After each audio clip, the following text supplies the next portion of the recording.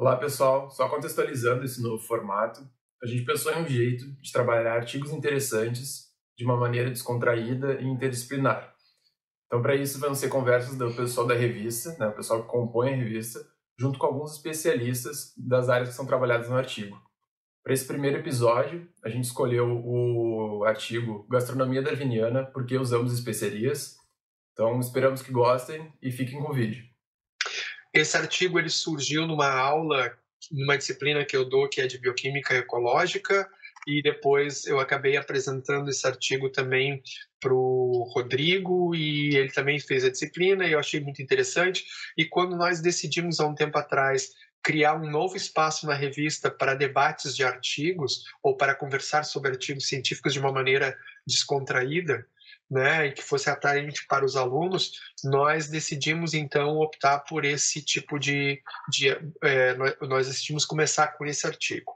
Então foi uma sugestão até do Rodrigo começar por esse artigo, e aí não escolhemos nomes de pessoas que nós achávamos que fossem ajudar e gostar de ler e conversar sobre o artigo. Não é um debate, é uma conversa, né? Então, para isso, eu convidei a professora Raquel, né, que é do departamento de bioquímica, trabalha com nutrição, com a bioquímica da nutrição. Convidei o professor Aldo, que foi a professora do departamento de genética, trabalha com evolução, né? Então assim, porque o artigo ele tenta juntar essa questão de nutrição com seleção, com vantagem, com fitness, e esse fitness eu entendo que é duplo, porque a planta também ganha com isso, porque eu acabo querendo produzir mais daquela planta, por N razões, a gente pode até depois puxar para esse assunto. A Paula é da engenharia de alimentos, ela tem trabalho com pimentas, eu conheço já há bastante tempo, né? Então, assim, são 3 pessoas que eu admiro bastante, que são pessoas muito caras para mim, pelos seus conhecimentos, pelas suas contribuições, pela parte afetiva, e agora, se juntando ao grupo, a professora Fabiana, que foi indicada pela Mariana, que é minha aluna de doutorado e que é professora do Instituto de Educação, do Instituto Federal na Serra Catarinense, trabalha com vinhos, então ela trouxe a indicação. Então, assim, a professora Fabiana é ligada à área de gastronomia, que só vem a brilhantar o nosso conjunto, porque são visões diferentes. Então, a ideia desse nosso encontro realmente é conversar sobre o artigo e mostrar que a gente pode pegar um artigo e não ser uma coisa chata, científica, separada, mas conectar ele com coisas interessantes do dia a dia. Esse é o objetivo, né?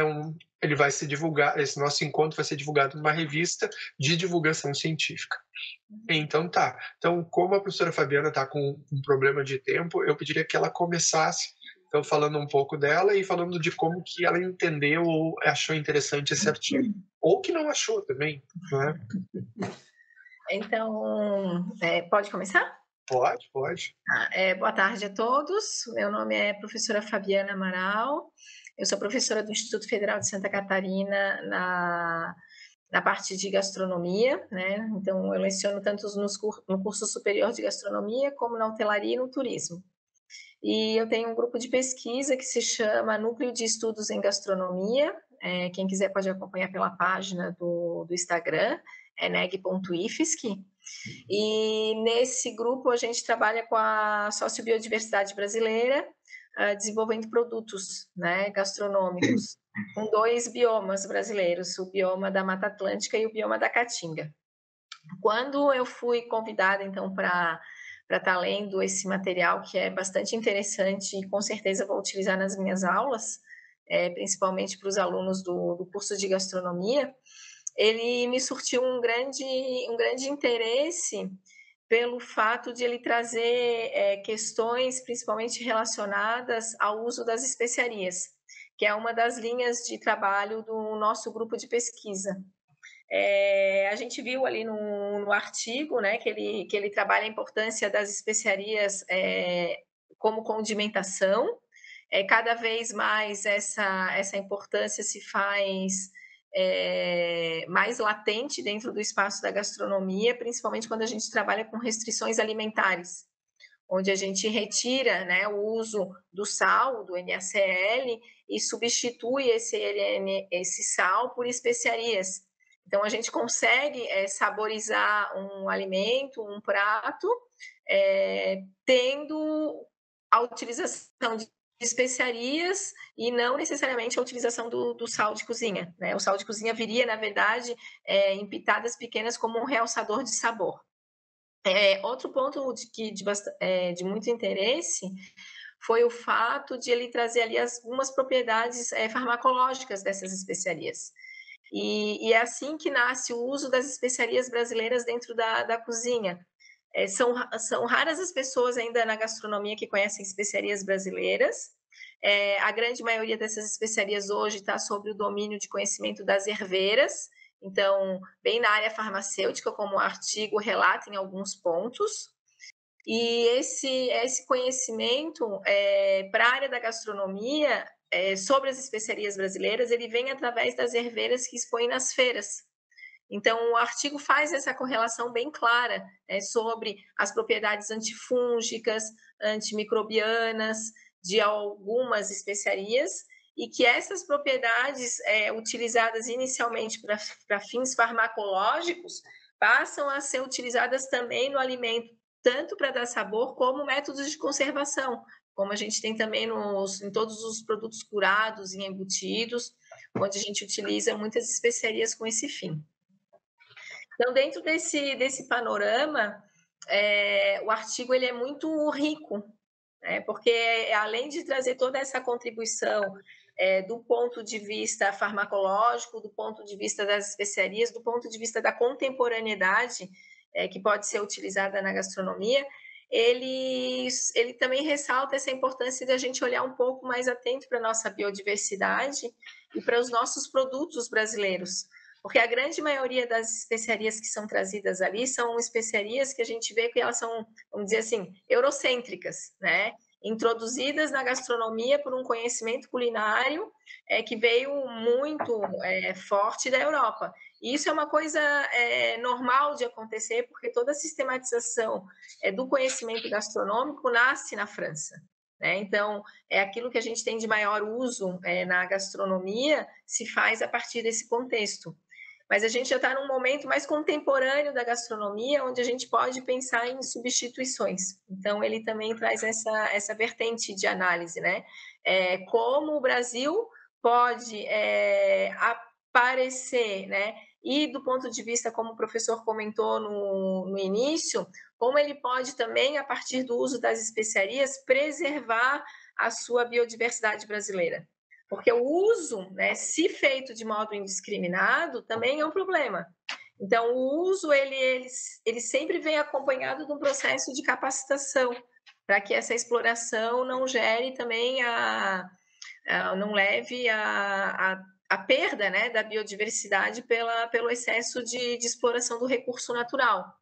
Então, a gente tem a umburana de cheiro, a pindaíba, a pimenta de macaco, que são todas especiarias nativas do bioma da Caatinga e que hoje ainda pouco utilizadas. O artigo ele também traz um questionamento ali numa parte de por que cebola, alho são identificados como especiarias ou não, né?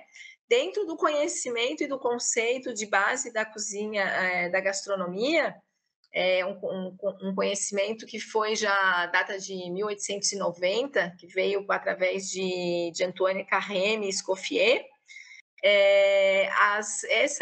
Tanto a cebola, a cenoura, o alho poró e o salsão, eles são conceituados como elementos aromáticos. Eles são um conjunto de elementos aromáticos, por isso que eles não são conceituados como especiarias, né? Eles são um conjunto de elementos aromáticos que, adicionados a uma preparação, têm o objetivo de realçar e dar sabor. Então, esse conjunto, né, desses elementos, ele tem até um nome característico, que se chama mirepoix. Então, dentro da classificação das bases de cozinha, existe uma classificação que a gente chama de elementos aromáticos. E daí, dentro desses elementos aromáticos, a cebola é colocada como um elemento aromático e aquilo que é seco é colocado como especiaria, né? Tanto que a gente tem utiliza muito o sachê de epice, né? Que é um sachê onde a gente coloca as especiarias ali dentro também para aromatizar caldos, molhos e assim por diante. Então, fazendo essa relação científica, né, da gastronomia com outras áreas do conhecimento, porque a gastronomia é uma ciência. Muitos dizem que não, né? Mas eu, como não falei da minha formação, mas eu sou bioquímica, tecnóloga de alimentos, com mestrado e doutorado na Química pela Universidade Federal de Santa Catarina. Entendo, sim, que não há empirismo nos processos de cocção ou de desenvolvimento de produtos na gastronomia, né? Todos eles têm uma base científica. E quanto mais material científico de suporte a gente tiver para estar incorporando a leitura dos nossos alunos, com certeza a gente vai fazer diferença nos processos educacionais e unindo a interface entre as áreas, né? Da tecnologia de alimentos, nutrição, porque a gastronomia hoje ela tem o objetivo não só de formar profissionais para a área de trabalho dentro de cozinha, né? Ela forma profissionais para um universo muito grande de atribuições profissionais, desde cozinha hospitalar, que seria um grande potencial de uso, né, dessas especiarias, até outros setores, como desenvolvimento de produtos para empresas, né? Venda de produtos online e assim por diante. Então, acho que tentei dar um pouquinho a minha contribuição, unindo as áreas da gastronomia com as outras ciências, né? E agradeço também pelo convite e com certeza será muito benéfico esses momentos de interação das áreas. Fabiana, eu vou te chamar de Fabiana, assim, Claro. do mesmo jeito que eu ia te pedir que me chame de Zé, porque eu nem sei quando me chama de professor, eu fico nervoso. Mas assim, ó, eu vou te fazer algumas colocações, porque eu sei que tu vai sair, eu vou aproveitar agora esse momento, tá? Lendo o artigo, eu comecei agora mais quando tu falar essa culinária brasileira, e eu, sim, por razões de vida, eu morei em muitos lugares do Brasil, né? E até e é completamente diferente, né? Todo mundo usa cebola, mas o gosto da comida é completamente diferente. E aí eu estava pensando na Amazônia, né? Porque na Amazônia tem uma planta que eles usam para temperar, que eu sempre fiquei me perguntando a razão daquele negócio, que é o jambu. Tira, ela apaga, né? Ela te deixa com a boca dormente. E aí eu fiquei pensando, será que é? Então, agora eu comecei lendo o artigo, eu me dei conta, deve ser então por causa da questão Amazônia, muito quente, a comida estraga muito fácil. Eu acabo tirando o gosto das coisas, né? Porque eu sempre me questiono uma coisa que, em vez de agregar sabor, ela tira sabor. Ela tira porque ela anestesia, né? Inclusive, eu acho essa planta fantástica usada como tempero. Porque para mim é exatamente o oposto do pequi, porque eu morei também muito tempo no interior de Goiás, e pequi eu acho horrível, porque ela já é o contrário, ele joga sabor em tudo e você esquece qualquer coisa que tem quando bota pequi. É que nem o orégano que ele cita aqui. E eu entendo que às vezes tem coisas que têm tanto gosto que elas são pouco usadas porque elas roubam o prato.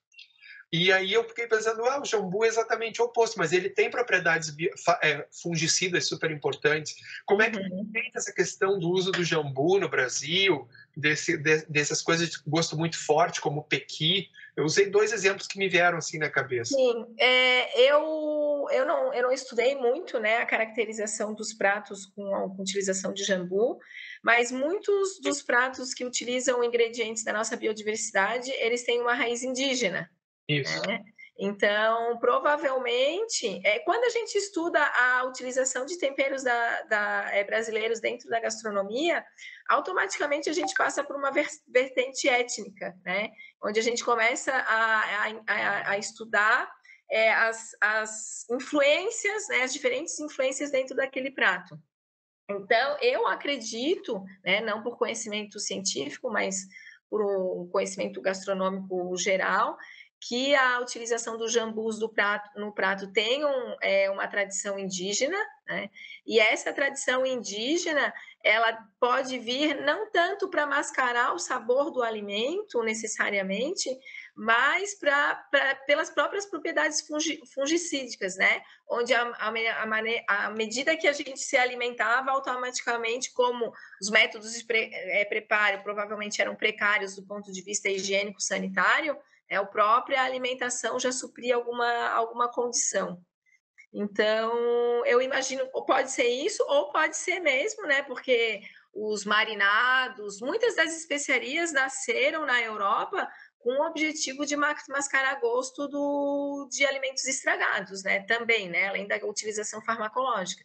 Então, pode até ser que não seja um gosto necessariamente de estragado, mas um gosto que vai se desenvolvendo, né? À medida que a gente não tem técnicas aprimoradas de refrigeração. E como ele passa a ser um prato cultural, mesmo com as técnicas, né, apropriadas que a gente hoje tem de conservação de alimentos, ele é mantido por questões de atribuição cultural, né? Então, de origem mais regional, né? Ele caracteriza uma regionalidade, né? Quando a gente fala que um prato tem jambu, automaticamente a gente já sabe que ele é do Nordeste.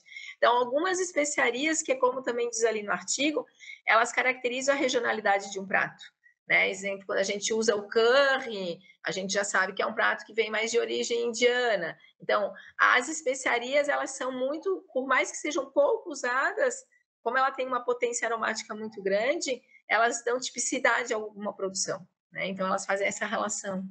Bem legal. Rodrigo, tu está com a mão levantada aí. Sim, a primeira coisa, quando tu fala isso de anestesiar assim, o paladar, já me vem uma questão de isso não seria uma desvantagem? Perder esse tato, essa noção de esse alimento está ruim, não seria uma desvantagem isso? Não, na verdade é uma experiência sensorial, né? A gente tem, porque a gente está acostumado a experiências sensoriais também padronizadas dentro da nossa alimentação. Então, à medida que a gente passa por uma experiência sensorial que foge ao nosso padrão gustativo, para nós é estranho. Mas para aqueles que têm o hábito de ter aquela experiência sensorial no decorrer do seu hábito alimentar, para eles aquilo ali é cotidiano e normal.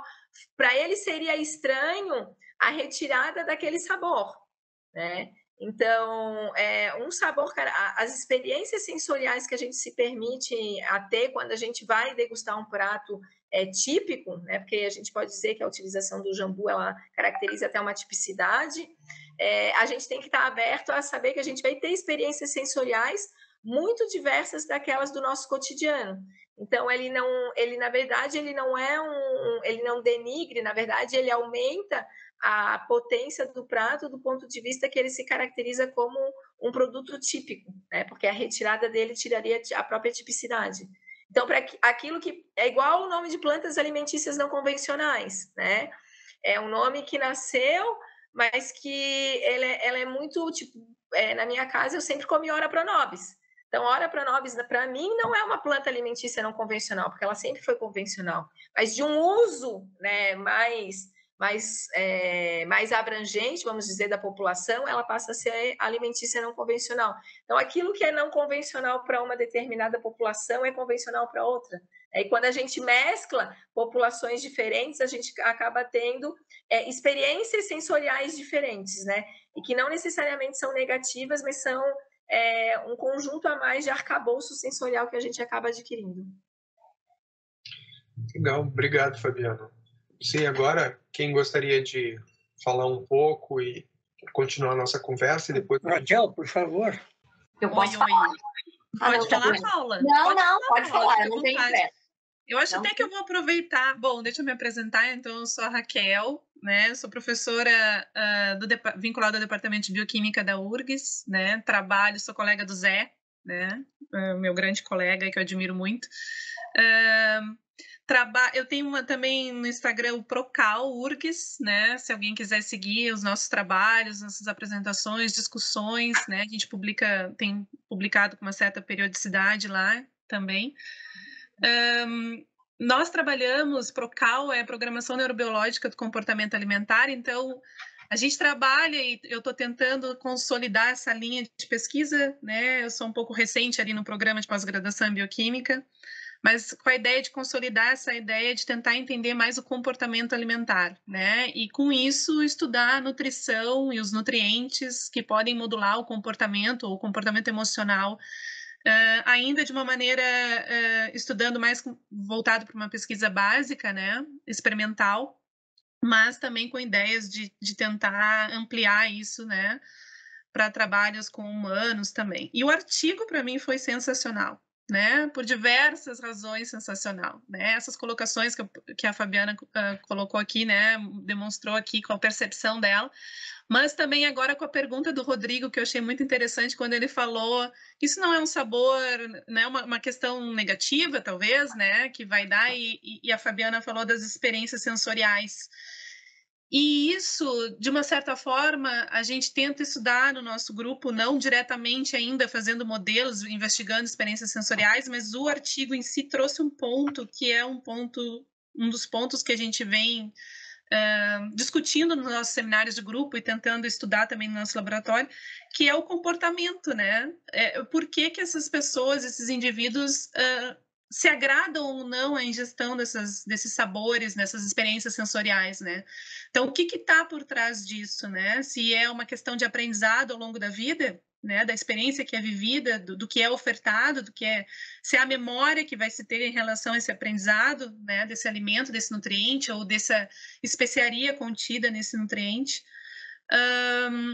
Então, pode ser mais o aprendizado, ou tem a ver também com questões de experiências vividas. Por exemplo, pode ser que essa pessoa que tenha experimentado o jambu, né, tenha uma experiência sensorial desagradável por não ser cultural, mas pode ser que ela aprenda, né, a ter uma experiência reforçadora, positiva em relação ao consumo do jambu, e que isso modifique, né, a percepção dela com relação a esse sabor. Então, para nós, assim, entender que essas experiências sensoriais, e vamos combinar, né, e eu concordo também com alguns pontos do trabalho que falam que tudo aquilo que é mais saboroso, mais palatável, é mais do nosso grado, né? Então, provavelmente, as pessoas que caem, que não estão acostumadas com esse sabor mais, né, de adormecer, né, do jambu aí, com certeza, como a Fabiana disse, vão ter uma experiência sensorial talvez negativa, talvez não. Mas também outras questões assim se levantam com relação a isso, que o artigo traz também, de que a questão do aprendizado ao longo do desenvolvimento, assim, que isso me chama muita atenção, né? O que a mãe come e de que maneira que essa mãe pode passar esse aprendizado pro filho, né? E isso tem muito sentido, e ele toca nesse assunto, né? Há indícios que especiarias que mães ingerem podem estar fazendo com que esses filhos, ou, né, que os seus descendentes ingiram mais essa especiaria. Será que é isso? Será que tem alguma coisa vinculada a isso? Então, eu associo alguns fatores a isso tudo, né? E aí até me chamou a atenção quando eu estava lendo sobre sabor, né? Sobre a questão do sabor, e a gente realmente querer algo mais palatável, e a gente vai ter vai aceitar melhor algo mais palatável inicialmente, né? Eu fiquei pensando na questão do condicionamento pavloviano, né? Que ele estudou, me veio isso na cabeça, porque, de uma certa forma, porque ele estudou a questão da salivação dos cães lá, frente à comida, que eles salivavam, mas quando ele colocou um estímulo, né? Um estímulo sonoro, e verificou se aquilo condicionava eles. Então, ele primeiro fez só o estímulo sonoro, né? Depois ele colocou a campainha, aquele estímulo sonoro, e ofertava um pedaço de carne lá pro cão.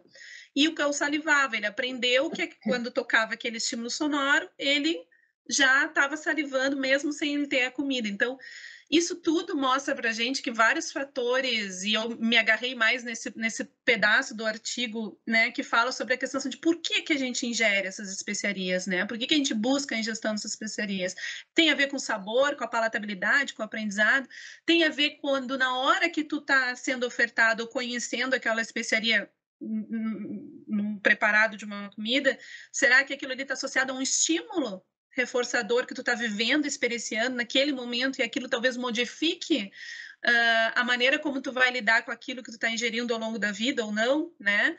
Então, essa questão de Pavlov lá me lembrou isso, assim, essa questão de que muitas das coisas a gente associa, né? Faz associações, pode ser que também seja por aí, né? A gente fazendo associações na hora que a gente está ingerindo determinados alimentos, numa condição de que isso pode se tornar um aprendizado, né? E a gente aprender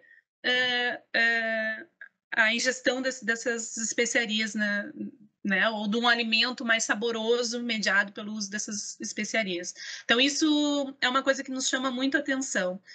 E aí, estudando e lendo, eu amei, tá, gente? Eu amei esse artigo porque me fez eu refletir muitas coisas no meu trabalho também. E me veio essa questão, assim, que muitas vezes, quando se fala dessas questões de estímulo, que ele comenta, é que tu também ingere algo extremamente aversivo, e se é aversivo para ti naquele momento, e está associado com alguma coisa, por exemplo, mais de doença, ou tu nauseou, né? Tu associa, e pode ser que aquilo seja determinante, tu não queira mais provar aquele, tu não queira mais entrar em contato com aquilo ali.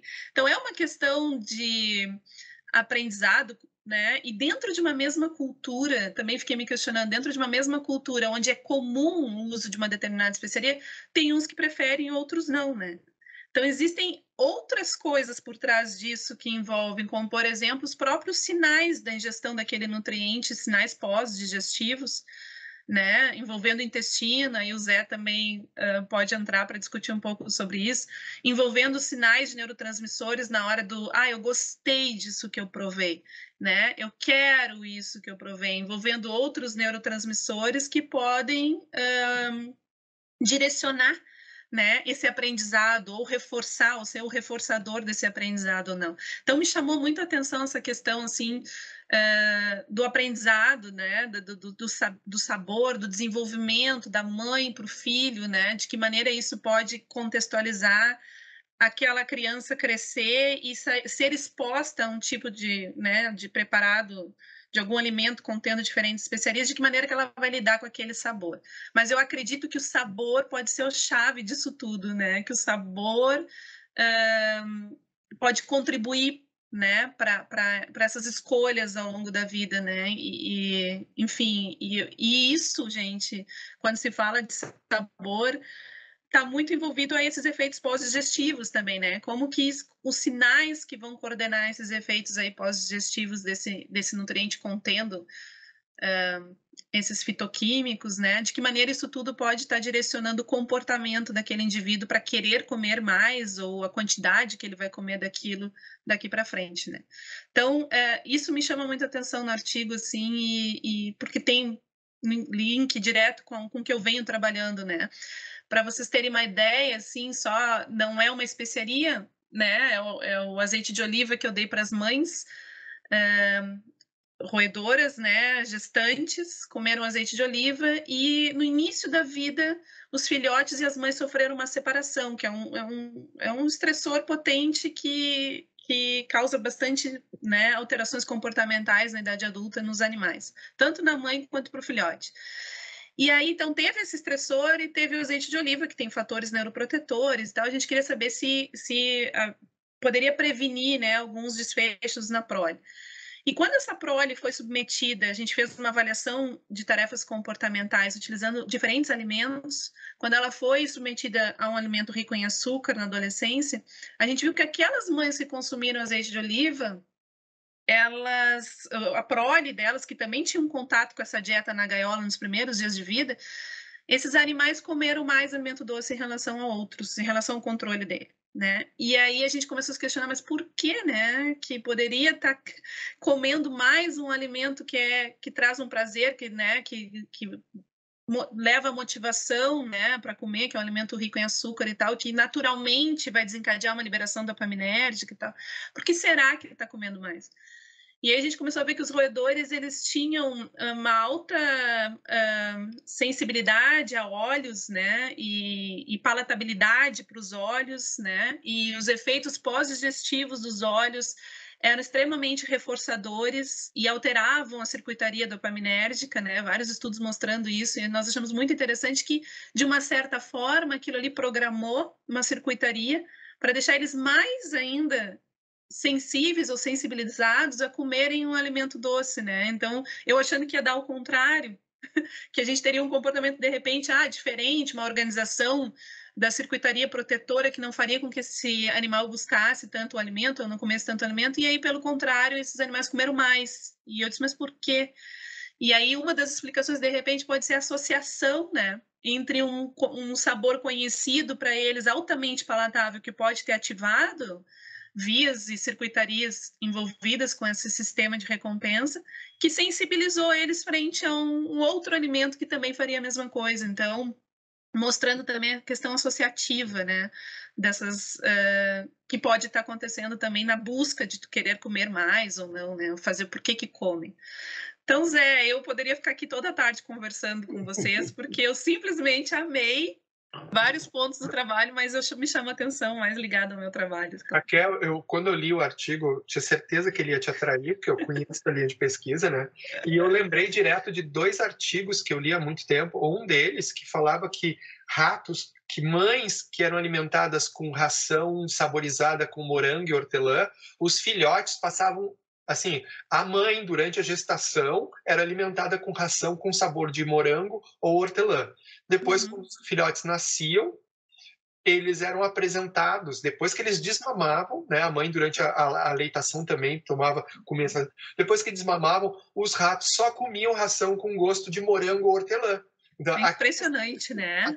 Então, assim, existe alguma coisa que passa via placenta e que coordena as tuas escolhas. E com temperos, eu acho que isso acontece. Esse me tocou nesse ponto, tipo assim, provavelmente existe uma questão de herança, né, por epigenética, de alguns sabores que tu passa a preferir, porque isso deve ativar uma série de circuitos, inclusive da tua microbiota. Se a gente lembrar, né, puxando um outro artigo, que 80% da tua serotonina, que está ligada a prazer, vem do intestino. Do intestino.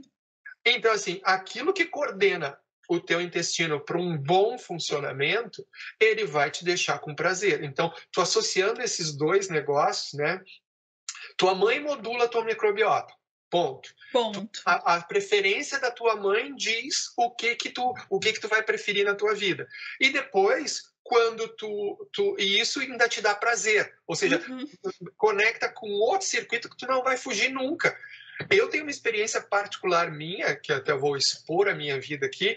A minha mãe, quando estava grávida, minha mãe saiu do Rio e foi morar no extremo sul do Brasil, era inverno, e ela queria muito sorvete. Durante a gravidez, eu fui o primeiro filho, né? Minha mãe queria muito sorvete, tá? Sorvete. E não tinha, porque naquela época, no Uruguai, fechavam as sorveterias no inverno. Então, ela fazia suco de laranja e congelava. E depois ela tomava o suco de laranja. Para mim, laranja tem gosto de mãe. Toda vez que eu pego uma laranja, na memória vem o cheiro da minha mãe. É uma coisa muito louca, gente. O estímulo associativo. Isso até em terapia. Porque, assim, ó, laranja para mim é mãe. Eu passo embaixo de uma laranjeira, na mesma hora vem memória de mãe. E é uma coisa que, assim, ó, eu me sinto condicionado. Eu já falei isso pra minha mãe. Tu me condicionou que nem um rato. Exatamente. E aí, quando eu leio esses artigos, isso vem direto, porque eu sinto isso aconteceu comigo. Né? Então, acho muito legal a gente conseguir pensar nessas coisas. O quanto que a dieta é histórica da família, né? E eu separei um termo aqui que depois nós vamos discutir no geral todo mundo, que é tipo assim, ó, que a questão, o Wilson, que é um grande pensador em biologia e de evolução, que talvez é o meu autor favorito, ele fala sobre a importância da evolução social, e comer em grupo é um ato social. É um ato que te dá prazer, é um ato que reforça conexões. Então, assim, ó, e para ele, cultura nasce disso, né? Daqueles momentos em grupo. Será que essas coisas todas não estão conectadas com a nossa evolução de grupo, né? Então, acho que é uma coisa bem legal, mas isso aqui vai ficar para outro. Eu só queria... A Fabiana levantou a mão. Desculpem, eu falo muito. Estar conversando com vocês, para mim, é um prazer total sobre esse artigo. Eu não estou respeitando o que eu tinha combinado com os guris, mas eu não vou respeitar. Eu vou falar depois de todo mundo, porque eu acho que eu devo falar. Fabiana, tudo contigo. Existe uma linha hoje na gastronomia, dos movimentos gastronômicos, né? Então... existe a gastronomia, o slow food, né? Então, dentro desses movimentos contemporâneos, tem um deles que é o comfort food, né? E o comfort food, ele traz exatamente isso que a Raquel falou, né? Que ele trabalha com o desenvolvimento de pratos a partir da memória afetiva. Então, pratos que te trazem um certo conforto a partir das relações de memória, né? E uma outra coisa que a Raquel pontuou ali também é com relação ao coentro, né? Então, eu já ouvi dizer, eu não sei se existe algum fundo científico sobre isso, mas que existem fatores genéticos, às vezes associados à questão de gostar ou não, né, de uma especiaria. Então, diz que, eu já ouvi, nunca fui atrás dessa informação a nível científico, mas que pessoas que têm uma maior relação de identidade europeia têm menor apreciação pelo gosto do coentro, e que isso pode ser uma característica genética. Eu não sei se isso tem um fundo correto científico, né, de ter atrelar a genética ao gosto. Eu acho que, na verdade, é muito mais aos hábitos alimentares, mas como isso já me passou, né, à minha vista alguma vez, e não foram poucas as pessoas que fizeram essa menção especificamente sobre o coentro, então resolvi compartilhar aqui um pouquinho com vocês. Nesse assunto que a gente estava falando antes, eu estava lembrando, quando eu estive no México, me surpreendia as crianças comerem pimenta. Elas tinham que ter receptores diferentes. Porque, assim, eu lembro que eu fui num parque e eu vi um quadro que me chamou muita atenção, e eu sou, assim, meio de experimentar tudo que eu vejo. Então, assim, os caras pegavam manga, abriam a manga, descascavam, davam uns talhos, assim, abriam como se fosse uma flor, espetavam num varetinho e mergulhavam num balde que tinha uma coisa vermelha. E eu achei que era algum coloral, alguma coisa assim. E, obviamente, fui lá, comprei e fui experimentar. Quando eu dei a primeira mordida, eu saí desesperado atrás de água, porque era pimenta pura aquilo. E aquilo era uma comida de criança, né? Então, tem que ter uma regulação, uma outra modulação de receptores. Não pode ser normal aquilo. Né? Assim, quem já teve no México, e aí a gente associa com o paper, porque o México tem o tal do mal do Montezuma, né? Tu entrou no México, tu certamente, em questão de 2 ou 3 dias, tu vai ter uma diarreia violenta por contaminação, não existe quem escape disso, e isso que eles botam um monte de temperos na comida para tentar evitar, controlar essa microbiota, todos esses micro-organismos que eles têm, isso me chamava muita atenção, porque a comida que eles aguentam comer, a gente não consegue, olha, nem baiano dá conta. Muita, mas muita pimenta, e todas do gênero capsicum, né, que são aquelas que é capsaicina pura, porque e são muito fortes. E é muito interessante, tem que ter uma regulação que vem desde a mãe, um sistema de modulação desses receptores, porque a gente, quando come, a gente sua o tempo inteiro, e eles comem aquilo, não suam. É muito fantástico.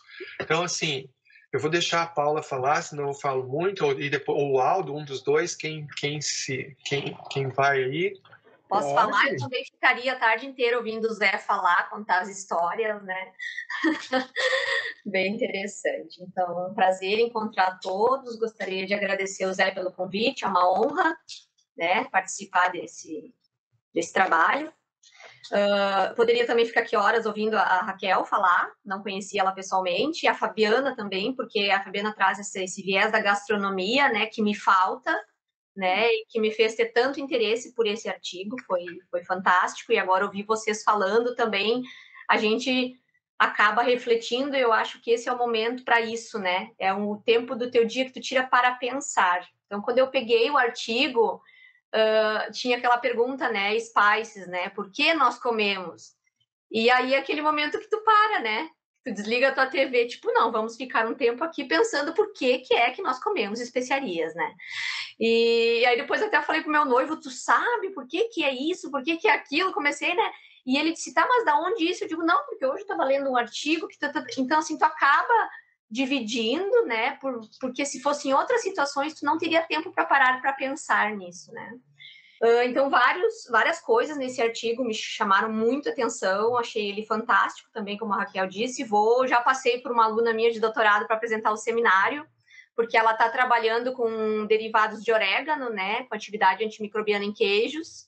Então, acho que traz esse viés um pouco da culinária que me falta e acho que para os colegas também vai ser bastante interessante. Me chamou a atenção também, a Raquel, acho que a gente tem um pensamento parecido, né, essa questão da mãe, né, que ele falou ali de no tal trimestre, né, acontece, tu tem que reduzir o consumo das especiarias, depois tu poderia consumir, e de como toda a nossa evolução é baseada na sobrevivência, né, até ele comenta até dos enjoos matinais da mulher grávida, né, que é uma maneira da mulher se proteger contra um agente teratogênico, enfim, uma certa toxicidade. Então, muito prazeroso. Eu acho que dentro do que ele trouxe, assim, eu gostei muito de ver essa parte relacionada à temperatura, né, que é uma coisa que eu particularmente nunca parei para pensar. Quando eu perguntei para o meu marido, né, eu perguntei o que tu acha que acontece, e ele na hora disse a questão da temperatura, né, eu disse, poxa, todo mundo sabe, menos eu, né, ficou parecendo assim, porque não que a gente não saiba, mas a gente nunca para refletir. Então, que ele mostra, assim, que à medida que aumenta a temperatura mesmo, né, dos países com temperatura mais alta, e na pesquisa dele começa a aparecer mais receitas com especiarias, né, e ele vê aí com uma correlação bem alta. E aí depois ele vai vendo outros fatores associados a isso, mas a correlação vai baixando um pouquinho. Então, dentro todos esses trabalhos que ele viu, né, no artigo, como foi difícil ele fazer chegar a uma determinada conclusão, né, porque correlação 0,7 aumenta a temperatura, aumenta o número de receitas. Depois aumenta a temperatura, aumenta a quantidade de especiarias. E aí depois, lá no fim, ele vê que o aumento da temperatura não reflete no número total de especiarias. E aí ele tem uma correlação que é relativamente fraca, né? Então, para mim, isso foi um grande aprendizado, além de descobrir a diferença entre condimento e tempero, né? Então, esse viés da gastronomia me falta muito. Para mim, já foi a primeira coisa que chamou, vamos diferenciar condimentos de tempero, porque aí tu começa a pensar, né? Eu acho que eu posso comentar aqui do trabalho, que no final ele tem uma sessão que ele fala qual o valor hoje, né? Dessas especiarias, e o hoje dele é 1999, né? Porque tem alguns anos já o artigo, pelo que eu vi ali. Porque hoje, quando ele fez esse trabalho, ele partiu do princípio que era de uma época que não tinha refrigeração nos alimentos. E se a gente pensar hoje, talvez tu não consiga aplicar fortemente o que acontece, porque a gente já tem a refrigeração e o congelamento para dar essa ajuda, enfim, né? Então, acho assim que o potencial antimicrobiano ele continua sendo válido, e eu acho que isso trabalha muito na evolução, mas dentro do que eu venho trabalhando, eu sou farmacêutica tecnóloga de alimentos também, tenho doutorado aqui na bioquímica da URGS, e venho trabalhando muito com bioatividades de compostos fenólicos, principalmente, né? Então, e também ministro a disciplina de alimentos funcionais, que eu acho que é uma coisa que vem ganhando muito espaço. E hoje eu vejo as especiarias também nesse viés de funcionalidade. Apesar da gente não ter nenhum composto específico ainda na Anvisa com uma alegação de funcionalidade, a gente já tem aí muitos trabalhos, né? A adição de um determinado composto, de um derivado ou mesmo de um tempero, para buscar, ou seja, um melhor metabolismo, porque ele é ativa, né? Então, eu vejo mais por esse lado de como a gente vai ter agora, ao longo dos anos. Já tive muitas ideias para continuar trabalhando.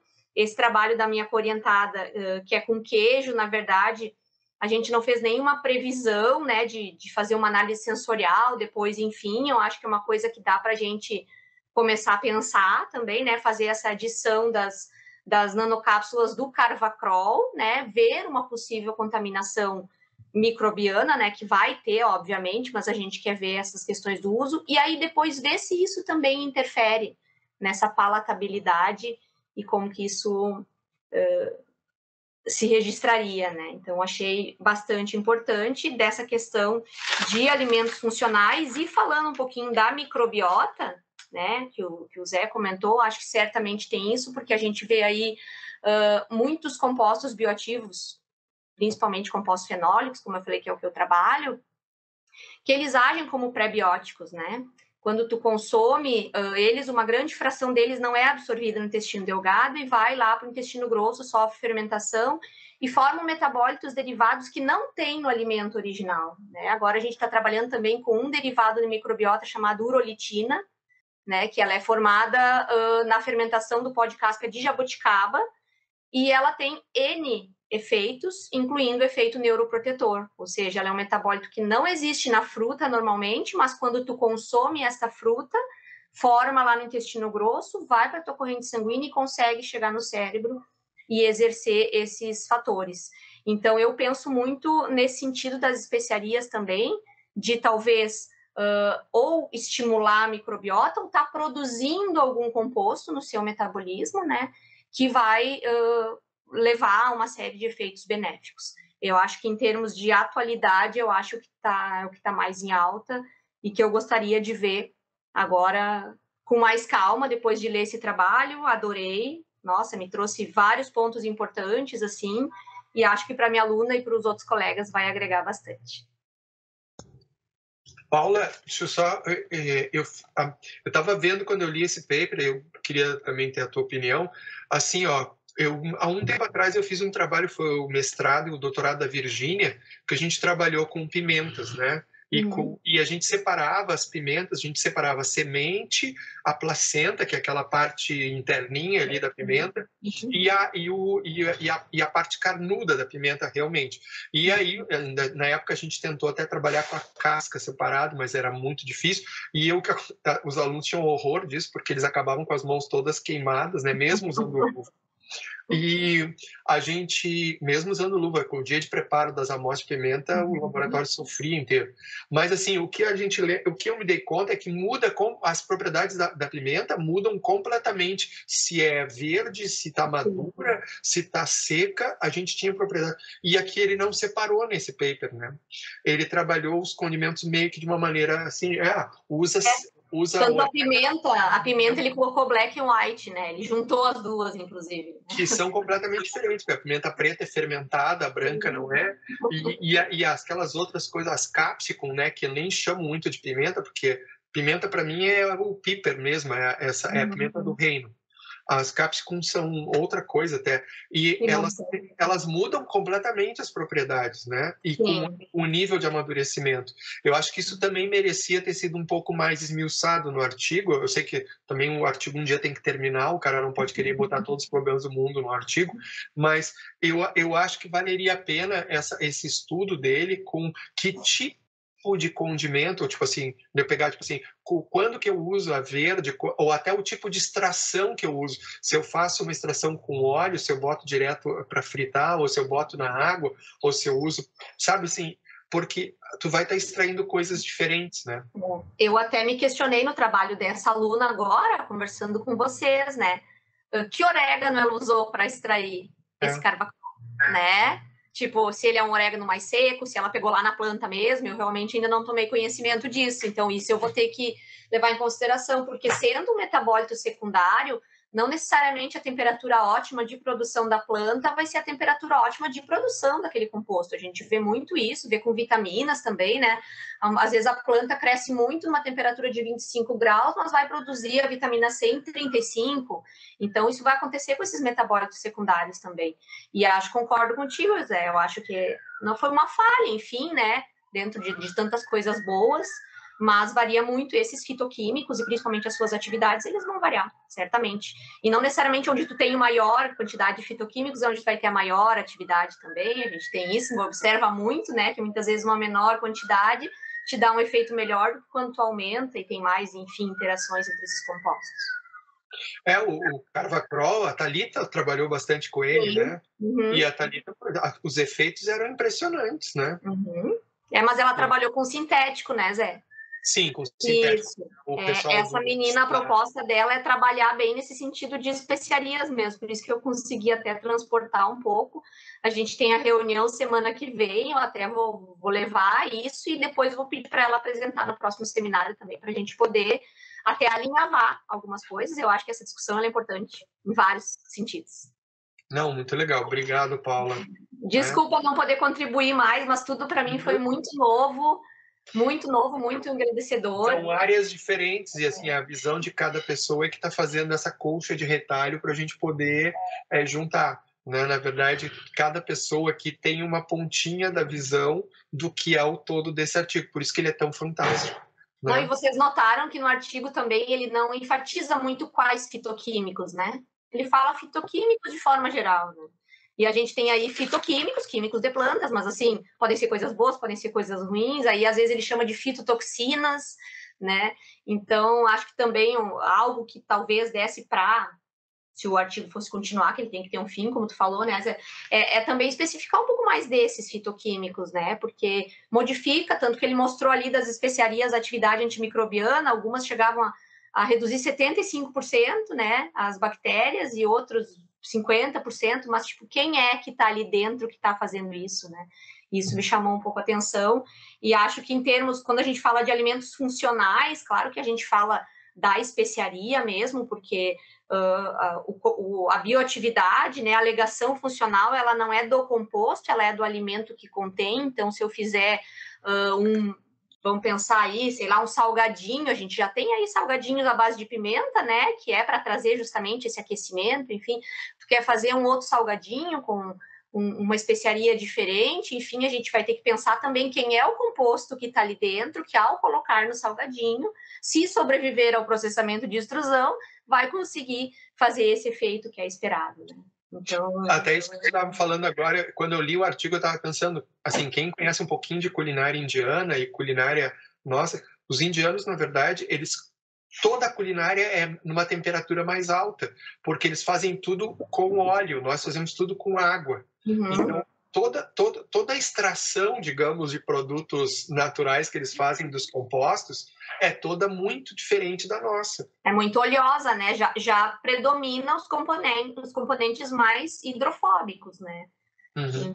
Então, já é diferente. A gente trabalha bastante com os fitoquímicos hidrossolúveis ali no ICTA, justamente porque eles até são mais fáceis de trabalhar. A gente acaba deixando um pouco de lado, né? Agora a gente está fazendo trabalhos ali com a Luana com azeite de oliva também, que a gente está indo um pouco para esse lado de pensar nesses compostos que o azeite tem de diferente. Mas é isso que tu falou. E uma coisa importante, eu não sabia que o curry não era uma planta, uma espécie, eu achei que era. E eu descobri no artigo que tem 25 tipos de componentes no curry. Fiquei em choque, assim.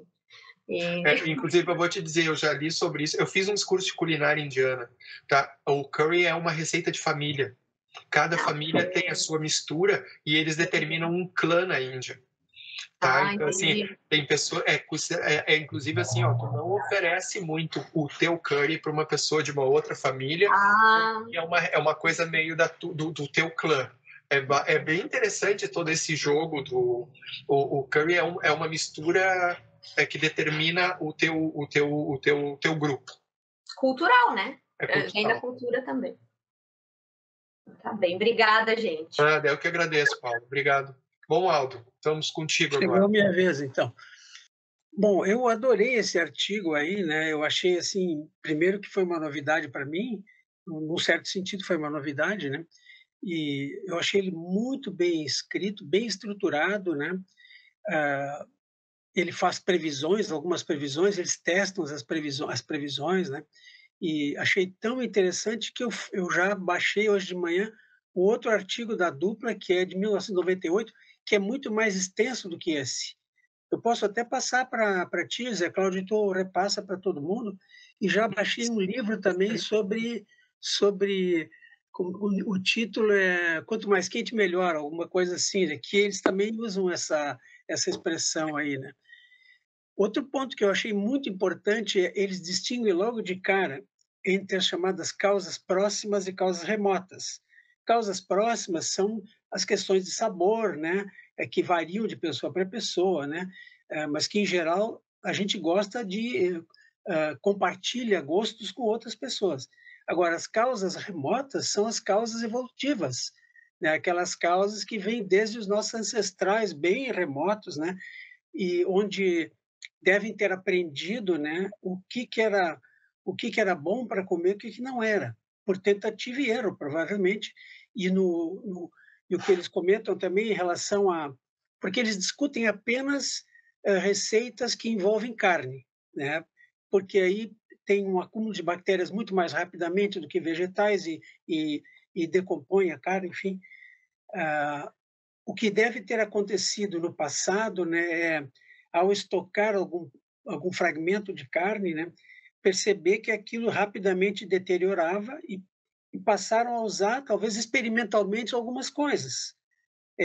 Eu só posso imaginar que o estabelecimento de algum tipo de padrão de temperos, por exemplo, né, se estabeleceu dessa maneira, por tentativa e erro. Então, eu achei muito legal esse ponto de vista. E o porquê de gastronomia darwiniana, que é o título do artigo, né, é porque essas fragmentos de carne que eram armazenados, que eram temperados, que duravam mais tempo, o que acontecia? Não faziam mal para as pessoas que comessem, né? Isso foi aprendido de pais para filhos, né? E aquelas famílias que usavam, digamos, temperos, poderiam ter os seus filhos sobrevivendo mais tempo do que aquelas que não usavam. E aí está o princípio da seleção natural. Esse é o que está implícito lá no artigo, né? Não está explicitado. Então, eu achei fascinante o artigo, né? E sobre o artigo que é de 99, eu só queria fazer uma observação, né? Eles comentam que no período antes da refrigeração, isso é que é o ponto importante, né? Que é quando não se tinha meios para refrigerar alimentos, né? Então, isso é no passado remoto, né? Então, tinha que usar alguma coisa para conservar. Eu lembro, por exemplo, que aqui no Rio Grande do Sul, né, acho que no século XIX, o século XX inicial, se usava para conservar alguns alimentos banho ao redor do alimento, né, que impedia a passagem de micro-organismos, né? Então, é uma forma de conservar também, né? O, o outro ponto que eu achei muito legal, além de ser um artigo que, do ponto de vista científico, né, ele está muito bem estruturado. Ele apresenta uma tabela onde eles tabularam temperaturas médias anuais, depois a quantidade o valor da temperatura, a quantidade de temperos usados, né? E a média de temperos usados também, né? Eu vi que, por exemplo, a Índia é a maior média, que é 9,3, né? O que acontece, né? E também a das correlações que eles fizeram com países tropicais e temperados, né? Claro, nos países tropicais a gente tem uma diversidade maior de plantas, né? De plantas que darão origem a temperos, né? Então, se espera que em países tropicais se use mais temperos, né? Isso, a correlação existe, que eles mostraram aí, né? Eu vi que, por exemplo, o Brasil tem uma média de uso de tempero 5,6, não é tão baixa assim, né? Comparado a outros países tropicais, é até maior, por exemplo, Tailândia e Paquistão, esses países assim, é maior o número de temperos usados aqui. Eu até achei, isso é uma coisa que me ocorreu ao ler o artigo, eles separaram nos Estados Unidos a parte nordeste, norte e sul do país, e na China também. Eu acho que no Brasil podia ter sido feito algo parecido, porque deve ter diferenças bem grandes regionais aqui, né? A gente, quando viaja para partes tropicais do Brasil, os alimentos são bem mais temperados do que aqui, por exemplo, né? Embora que a gente herdou essa cultura também de usar temperos, né? Que é um comentário que eles fazem também, né? Os temperos se originaram provavelmente em países tropicais da Ásia, por exemplo, né? Ou como a Índia, né? Por exemplo, eu me lembro que a cebola vem da Ásia Menor, por exemplo, e depois isso culturalmente foi para a Europa e da Europa foi espalhado para suas colônias, né? Diferentes colônias. Então a gente herdou isso também culturalmente, né? Mas eu gostei demais do artigo, né? Exatamente pelo caráter que tem um caráter muito rigoroso, até o máximo que eles puderam, de rigor nas previsões, nos testes estatísticos, né? E lembrando que eles usaram livros de receitas de diferentes países. Esse foi o ponto de partida. E aí, por países, eles separaram a quantidade de especiarias usadas, né? Então, tem limitações intrínsecas aí, né? Mas serviu bastante bem, né? Para o trabalho, né? E assim como a Fabiana, que já não está mais aqui no nosso debate, nossa conversa, aliás, né?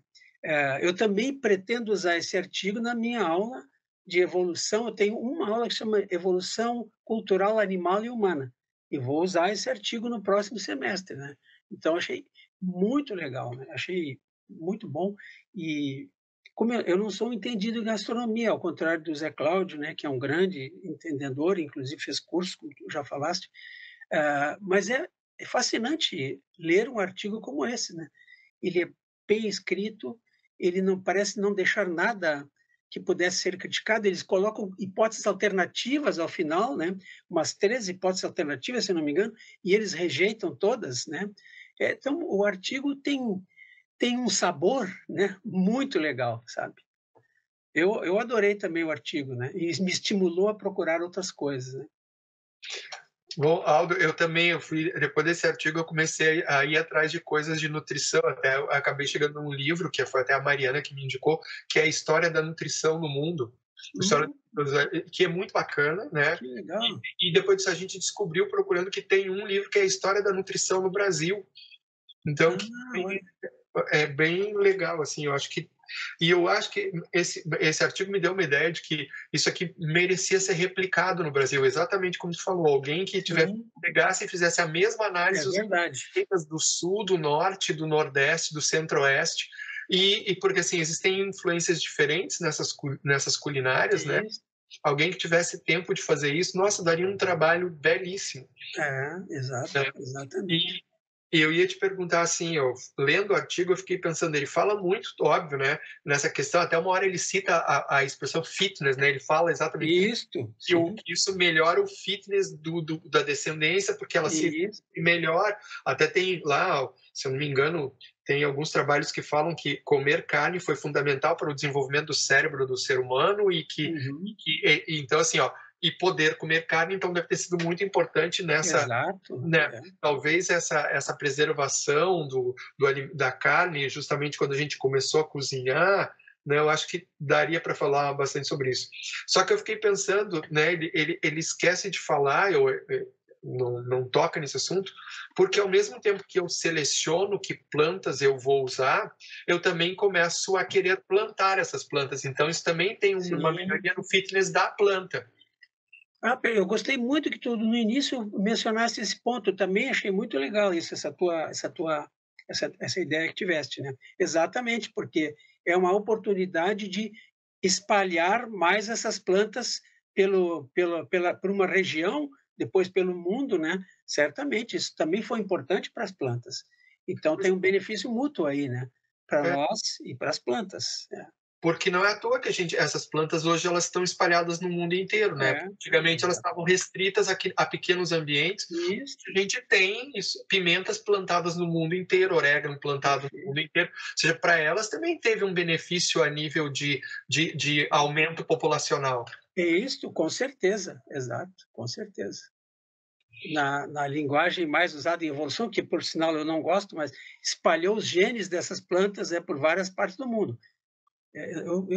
Embora alguns livros de evolução usem muito essa linguagem, não é a minha favorita, mas enfim, também isso, né? Também isso. Não, quando eu li o papel, eu fiquei pensando, isso ajudou bastante os humanos, mas ajudou muito essas plantas. Certamente, isso, exatamente.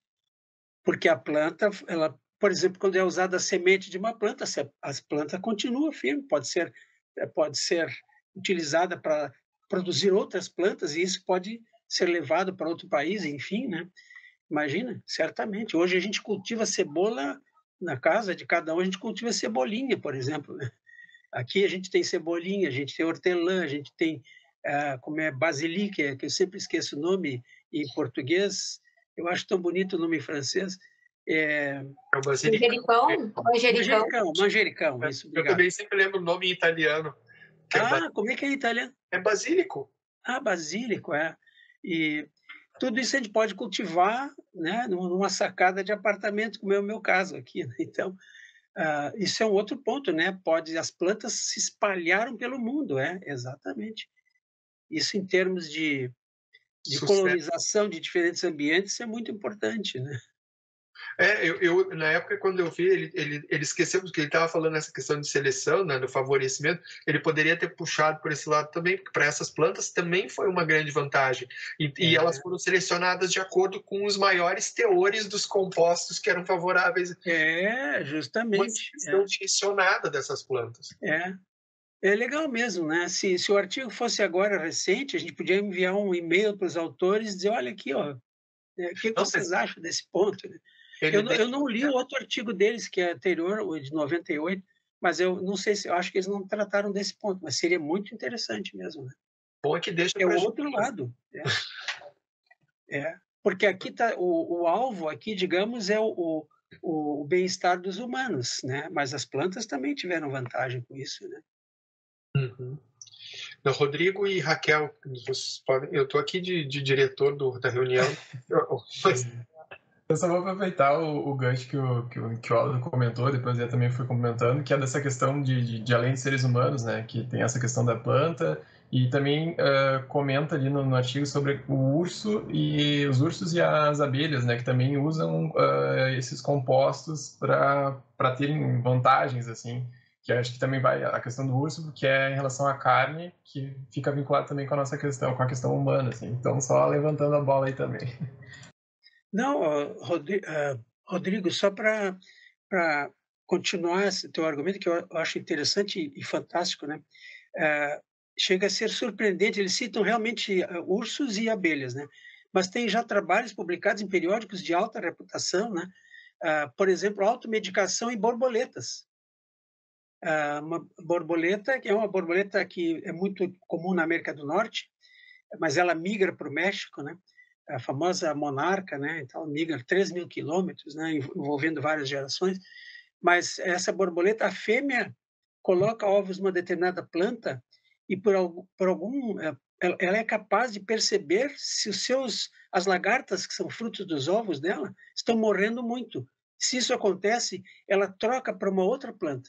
E os autores discutem isso como chamam automedicação, né? No caso uma borboleta, mas tem outros insetos também que tem isso, né?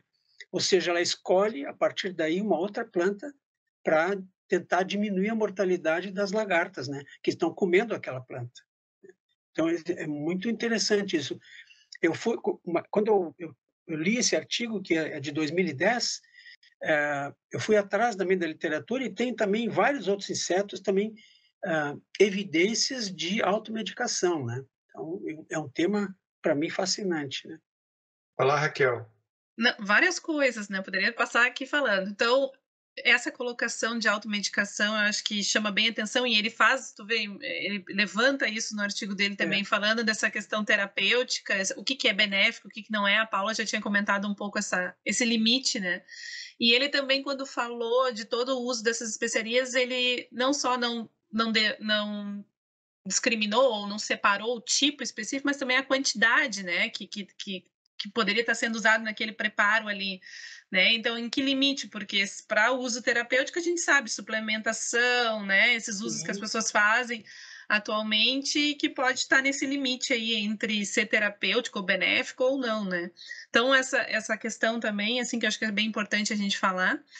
Mas também aproveitando aqui para duas coisas. Uma é o nome do livro, por favor, colocar no chat, de nutrição, que o Zé comentou aí. Sim. E a segunda questão tá precisando aqui no Brasil a gente fazer um trabalho assim, né, gente? Vocês não acham? E olha, eu acho que vocês têm, pelo que eu ouvi aqui da Raquel, da Paula, do José Cláudio também, de fazer um trabalho não assim, digamos, retrospectivo, como eles chamam, mas prospectivo, né? Entende? Eu acho que é mais interessante até, né?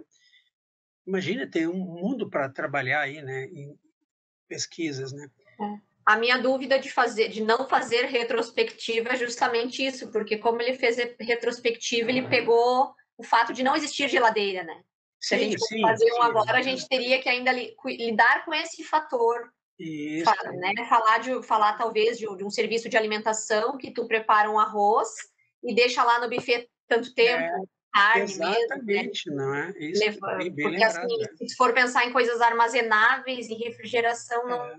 Mas assim, a gente tem grandes problemas de surtos, aí, de doenças alimentares, e a gente vai ter seguido lá no campus se faz análise e a gente vê que nunca estão na temperatura que deveriam estar, né? Exatamente. Sempre estão em temperatura mais alta. Não, e outra coisa que eu achei interessante, até, Paula, tu referiste isso, eu achei muito importante, acho que a Raquel também falou,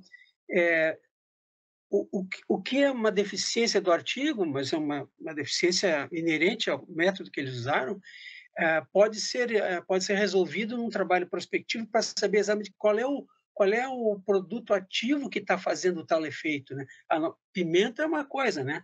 Agora, o que substância ali está fazendo o efeito, né? Qual é o princípio ativo que protege por ser antimicrobiano, enfim, né? Além de ter um sabor agradável e tal. Isso eu acho super legal. Eu não tenho a menor condição de fazer isso, mas eu acho que vocês poderiam fazer. Olha, seria fantástico. Eu acho que até a ideia disso, num mundo em que a gente está querendo usar cada vez menos conservantes, né? Porque os conservantes, eles te trazem alguns problemas, quer dizer, você ter a possibilidade de retornar a esses conservantes naturais e propor isso como uma perspectiva digamos assim, de melhoria alimentar, né? Em vez de eu tacar um monte de antioxidante sintético, eu usar, por exemplo, orégano, ou eu usar um derivado sei lá, de alho ou da cebola com essas propriedades, né? Eu acho que isso aí é uma coisa bem interessante, né? Eu acho que nesse sentido que esse artigo poderia ir além, que é tipo assim, como uma alternativa ao uso de conservantes sintéticos, que a gente sabe antes também, né? Porque a nossa erva mate também tem umas propriedades antimicrobianas, né? Bem fortes. É uma coisa legal também. E aí entra a questão, desculpa não ter levantado a mão, entra a questão do sabor, né? Porque esses alimentos ultraprocessados, eles usam e abusam de aumentar, né, a palatabilidade desses compostos, e isso está associado diretamente, talvez, à obesidade que a gente vem enfrentando. Então, tu poder modificar isso ou poder sugerir né, isso seria bem interessante, né, dentro dessa questão. Olha aí, Zé, levanta a bola que a gente te ajuda. Eu vou ter que pedir licença, que eu vou ter que também sair agora. Eu tenho um compromisso em seguida agora. Não, eu gostaria de seguir aqui, mas... A gente está praticamente terminando também, eu acho que a gente pode encerrar. Olha, eu adorei essa discussão aqui, aprendi muito com os outros colegas que falaram aqui, achei muito legal, né?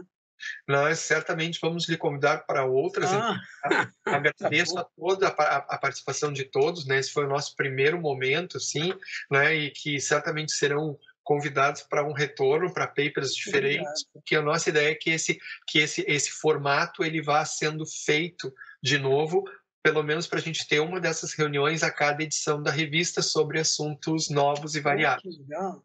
Zé, eu não sei também como é que tu faz a escolha de quem participa, mas eventualmente eu posso também contribuir com nomes, né? Dependendo do Muito importante. Né? Por exemplo, nesse artigo que a gente avaliou agora, por exemplo, eu tenho uma colega que trabalha só com a parte de microbiologia e pensei até que ela poderia agregar bastante, já mandei o artigo para ela. Então, eventualmente, se precisar de nomes, dependendo do artigo que vocês escolherem, eu posso também ajudar, pelo menos para ter. Toda ajuda é bem-vinda na nossa revista, tá? Porque assim, isso aqui é tudo feito no amor, no carinho, e eu chamei as pessoas meio que eu conhecia, e a Mariana conhecia a professora Fabiana, então a gente juntou.